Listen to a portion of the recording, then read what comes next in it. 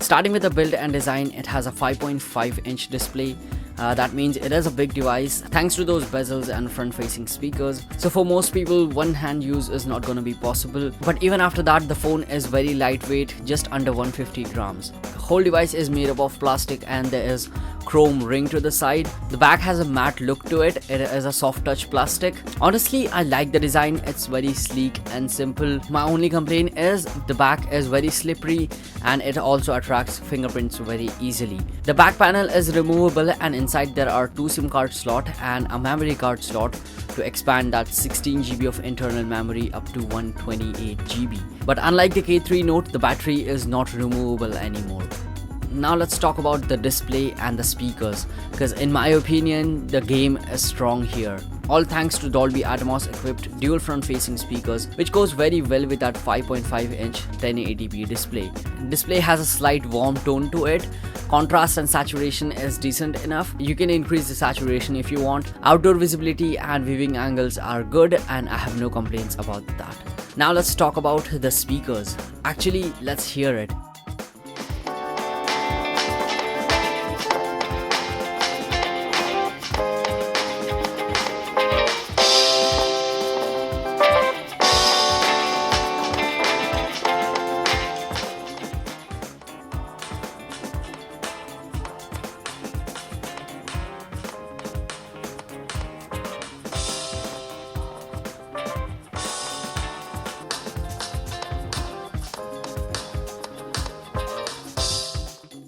So as I said, game is strong here. It has a Dolby Atmos driver. There is an app which you can use to tweak the sound, but even if you never touch it, the audio quality is straight up top notch considering the price of this phone. It doesn't distort at high volume, decent enough bass, and call quality / volume is also good enough. Overall, if you want a phone with excellent front facing speakers at this budget, definitely check out the K4 Note. Another thing that surprised me a lot is its fingerprint scanner. There was a time when these 50 and 60,000 rupees flagship phone had a fingerprint scanner which barely even worked, and now these budget phones have a fingerprint scanner which actually works really well. Scanner's placement is perfect, and just like Nexus and OnePlus 2, it wakes up the device and takes you straight into the UI. The only annoying thing is you can only register up to 2 fingers, but when it comes to accuracy, it is very good. And apart from just unlocking the device, you can use the fingerprint scanner to do some other things like tapping it once to go back, or in the camera app you can tap it to take pictures. So speakers and fingerprint scanner, good job Lenovo. Now let's check out the camera. There is a 13 megapixel sensor on the back with f2.2 aperture and dual tone dual LED flash. The secondary shooter is 5 megapixel. Here are some snaps from K4 Note. Pictures retain good detail even when zoomed in. Dynamic range is decent and you can always use HDR mode for some improvement in shadows. Camera is good enough in bright daylight, but as the sun goes down, it really starts to fall apart. Like that freaking sun is its power, just like that jadoo from Koi Mil Gaya.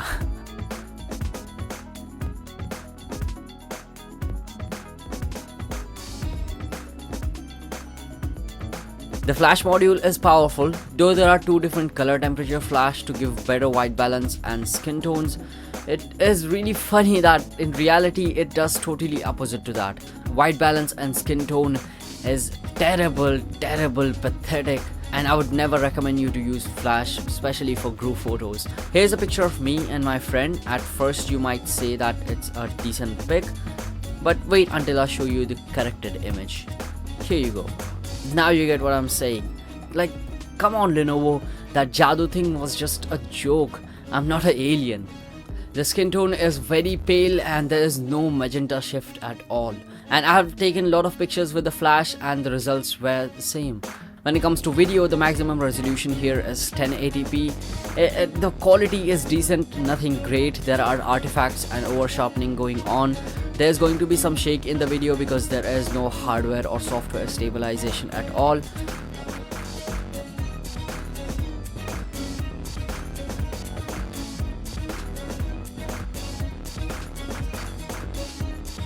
But when I attached it to my 3-axis image stabilizing system, everything is changed.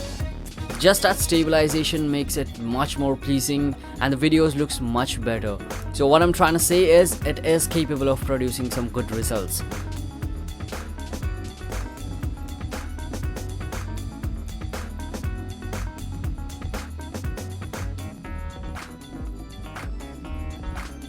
Moving on, let's check out the hardware and the software. Processor here is a 64-bit octa-core MediaTek 6753 clocked at 1.3 GHz.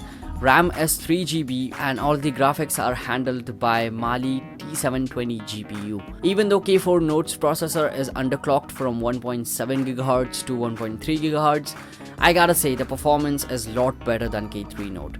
Where my K3 Note had problems running apps like Facebook and Hangouts, this phone just flies through it.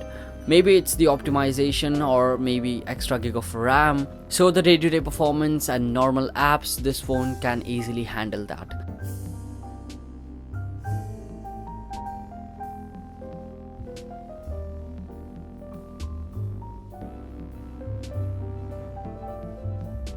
And when it comes to gaming, I have tried lots of light and heavy games on this. All are playable, just a few minor frame drops on games like Modern Combat 5 and Real Racing. But yeah, it's totally playable and there is no overheating.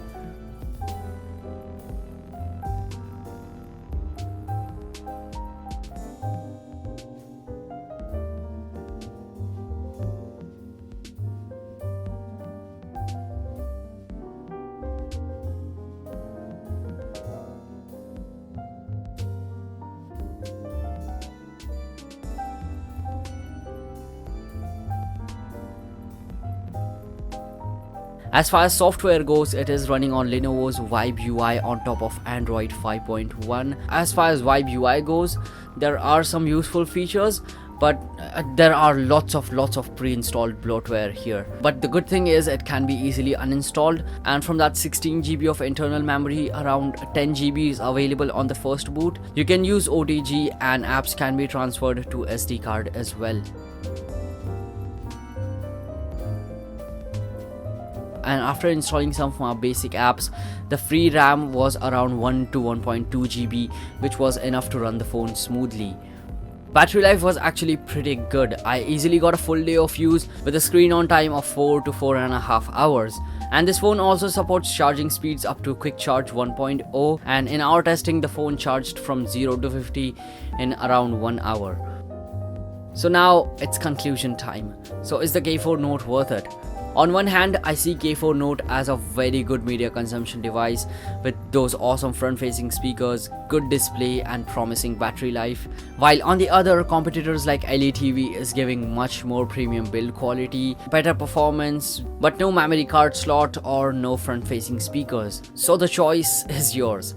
I'm gonna keep this device anyway because I listen to lots of music and watch lots of videos on my phone, and I just keep coming back to those front-facing speakers. Well, that's pretty much wraps up for this video. I hope you all have enjoyed this. If you did, then hit that like button and subscribe for more content.